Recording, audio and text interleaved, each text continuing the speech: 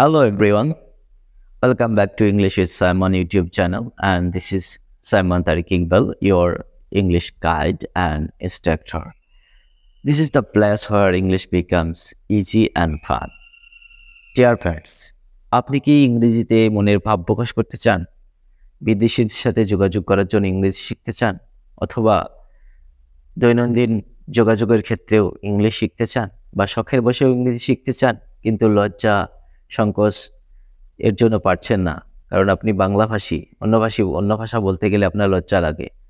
দর্শকবৃন্দ, আজকে এই ভিডিওতে এমন 5টি টিপস আলোচনা করব যেটাতে আপনি ধীরে ধীরে আপনার ইংলিশের যে নলেজ এটাকে আরো ইমপ্রুভমেন্ট করতে পারবেন এবং ইংলিশ শিখতে পারবেন আশা করছি। তো চলুন আমরা এই 5টি টিপস শিখে নিই। So let's get started. The first tip for you is that think in English. আপনার জন্য প্রথম টিপস হলো সবকিছু চিন্তা করবেন ইংলিশে। আপনি তো বাঙালি বা অন্য কোনো ভাষাভাষী হতে পারেন, যে ভাষাই হন না কেন আপনি চিন্তা করবেন সবসময় ইংরেজিতে চিন্তা করবেন যে কোনো কিছু। আর ইংরেজিতে চিন্তা করলে আস্তে আস্তে আপনার মাথায় ইংরেজিটা চলে আসবে। এভাবে প্রত্যেকটা জিনিসকে চিন্তা করবেন ইংরেজিতে, যা বলতে চাচ্ছেন সেই জিনিসগুলো ইংরেজিতে চিন্তা করবেন। Next, the second tip for you, shadow speaking.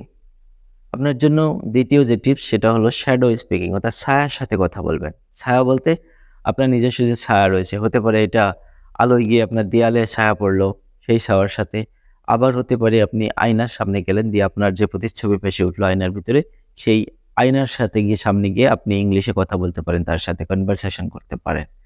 এটাও কার্যকরী একটি tips. The third tip for you, daily 5 sentences. অর্থাৎ আপনি প্রত্যেক দিন 5টা নতুন নতুন বাক্য বানানোর চেষ্টা করবেন, বলার চেষ্টা করবেন এবং প্র্যাকটিস করার চেষ্টা করবেন। তাহলে আপনার প্রতিদিনে 5টা করে নতুন বাক্য শেখা হয়ে গেল। এটা খুব সহজেও হবে, খুব চাপও পড়বে না এবং আপনি আস্তে আস্তে ইমপ্রুভমেন্ট করবেন। The fourth tip is record and listen. চতুর্থ যে টিপ হলো, আপনি যখন কোনো কথা বলছেন সেইগুলোকে কোনো মোবাইলে বা রেকর্ডার দিয়ে আপনি রেকর্ড করে রাখতে পারেন, আর রেকর্ড করে পরবর্তীতে আপনি এগুলো আবার শুনবেন। আর যদি দেখেন কোথাও ভুল ত্রুটি হয়েছে উচ্চারণে বা ব্যাকরণে বা বিভিন্ন দিক থেকে ভুল ত্রুটি যদি থাকে, তাহলে আপনি আবার সেটা শুধরিয়ে নিতে পারবেন পরবর্তী সময়ের জন্য। এটা খুব কার্যকারী একটা tip. Tip number 5 and the last tip is for you that 1 topic 1 minute. অর্থাৎ প্রত্যেক দিন আপনি নির্দিষ্ট কোনো একটা টপিক নিয়ে 1 মিনিট কথা বলবেন, 1 মিনিট কথা বলার চেষ্টা করবেন।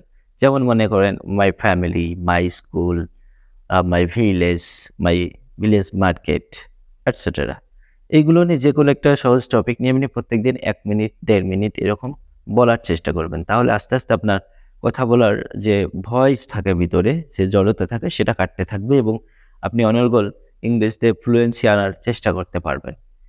তো দর্শকবৃন্দ, যদি উপকৃত মনে করেন এই ভিডিওটা, অবশ্যই একটা লাইক, কমেন্ট, শেয়ার করবেন এবং চ্যানেলটি সাবস্ক্রাইব করবেন, সাথে থাকবেন। আসসালামু আলাইকুম।